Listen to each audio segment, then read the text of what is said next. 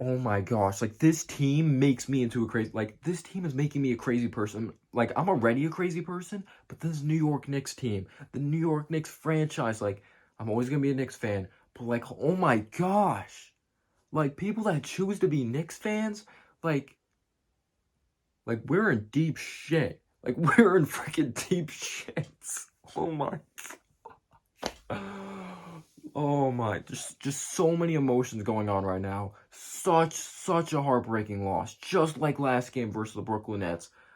We come back, we fall short. Same thing versus the Chicago Bulls. And these are both very good basketball teams. These teams, like, there's no scrubs on these teams at all. Like, the Bulls are a very well constructed team, and it's crazy how good their chemistry is in year one. And they have Vucevic coming back. Down 21 points. We take the lead later in the game for the first time since like the opening minutes of the first quarter. The New York Knicks looked absolutely gutless in the first half. Absolutely gutless. And Randall, yes, he was getting buckets in the first half, but you could say he was turning the ball over. He wasn't playing smart. But I believe he was our only double-digit leader. DeMar DeRozan absolutely killed us in the second quarter. You had freaking just Zach LaVine tearing us up. Just everyone tearing us up. We weren't boxing out. We were turning over the ball like crazy. I believe we only had 2 made threes. The offense was stagnant. It was just so disgusting to watch. And you could say it started with the refs. You can say that. But at the end of the day, when the refs are making bad calls, even though that, all right, not going to say the ref's name. He knows who he is. He's not going to see this video. But that was unacceptable. That was soft. That was so sensitive, that call to eject Taj Gibson.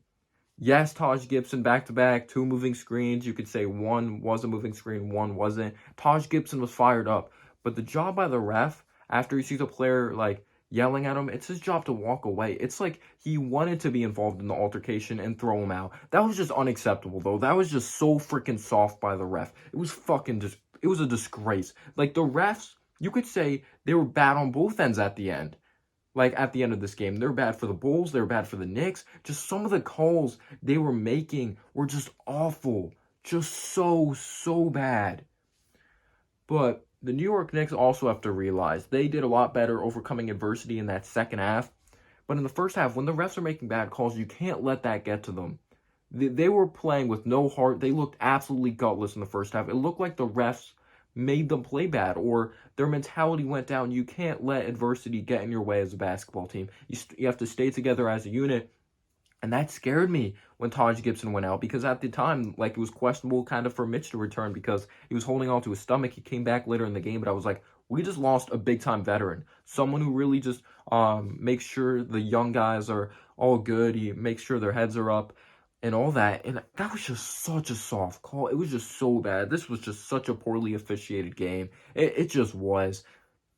They called it just so tight. They didn't let them play. You could say it's going to be officiated different like every game, but that was just a disgrace. But again, the New York Knicks were awful. Not boxing out, no fundamentals. It looked like no one cared. Just they didn't even look like an NBA team. They looked bad. They looked extremely bad. I might be missing some things. If I'm missing anything that like that's just not at the top of my head right now. But yeah, the end of the first quarter, we were down 37-19. Just offensive rebounds, second chance opportunities. We weren't like defending Vucevic outside on the perimeter. Mitch got to realize that, and he still got killed by Vucevic at the end, even though his interior defense was freaking awesome. Mitch in the interior, inside in the paint, his defense was lights out, but he just wasn't closing out fast enough. The New York Knicks as a whole weren't closing out on Vucevic, and Vucevic is one hell of a basketball player. But that first half lost me. And for us to come out the way we did in that third quarter, like, I don't understand this Knicks team at all. They are so freaking weird. They're good, like, no, they're solid, but bad at the same time. They are so inconsistent. And I don't mean inconsistent game by game. I mean inconsistent, like, half by half. Like, they'll have a good first half, bad second half. Or they're good the entire game except the third quarter. And it was the opposite this game. After struggling in the third quarter, like this whole season, we come to play in the third quarter. If it's quickly hitting huge threes. Burks was amazing. Mitch's intensity on defense. Randall played well. Just everyone that was out there in that third quarter, just Derrick Rose, everyone that was out there was making an impact. Fournier had some big threes. Fournier even had some big-time steals, but Mitch's blocks were just amazing to watch, even though Vucevic killed us at the end. And it was just very back and forth. Like, before you know it, we're cutting it to 12. And before you know it, we're cutting it to 7. Then it's a 3-point game, a 2-point game. It took us a while until we actually ended up tying up this game when Burks hit a 3 at the end. It was so back and forth, but the reality is we did not have the star power to match DeMar DeRozan, a Zach LaVine. DeMar DeRozan is one of the most professional scorers of the basketball I've ever seen. We were not able to stop him from mid-range territory at all. Like, at all. This dude is just such a truly professional scorer of the basketball. You cannot make this guy play fast. He just plays slow. He plays at his own pace. Zach LaVine timely shots. This is what good teams do. And when the New York Knicks did have opportunities, you could say Obi costly turnover, but we got back in the game. Quickly didn't finish at the basket, but we got back in the game. Like, it's crazy how much this team had heart in the second half, but it wasn't there in the first half. It's just so weird. Like, Randall hitting a fadeaway jumper. See how Randall looks when he attacks the basket, though? I freaking love when he attacks the basket because it opens up things even more. It gets the defense guessing. This is just such a weird basketball club. I have so many emotions going on. Like, there was good plays, bad plays. The turnovers haunted us. After turning the ball over and then kind of cutting those down, Julius Randle, huge turnover at the end, missing free throws, and the Bulls did what good teams do. They execute. They hit big-time shots. Just what a game, though. Like, what a freaking game. If you're an NBA fan, I hope you caught this game. But this hurts as a Knicks fan. You can not lose this game. I wasn't expecting to win. The Chicago Bulls are a very good basketball team. And DeMar DeRozan put the icing on the cake with that finish at the basket because Mitch was really tired. He was fatigued. He was on the bench. We needed his presence in the paint, and we weren't able to stop DeMar DeRozan when he drove to the basket. And even when we had a little bit of a chance, quickly drove to the basket when we needed a 3. I didn't understand that. And we were lucky, like, at times, too. Lonzo was bricking 3s in the corner, like, wide open shots. Like, wide open shots.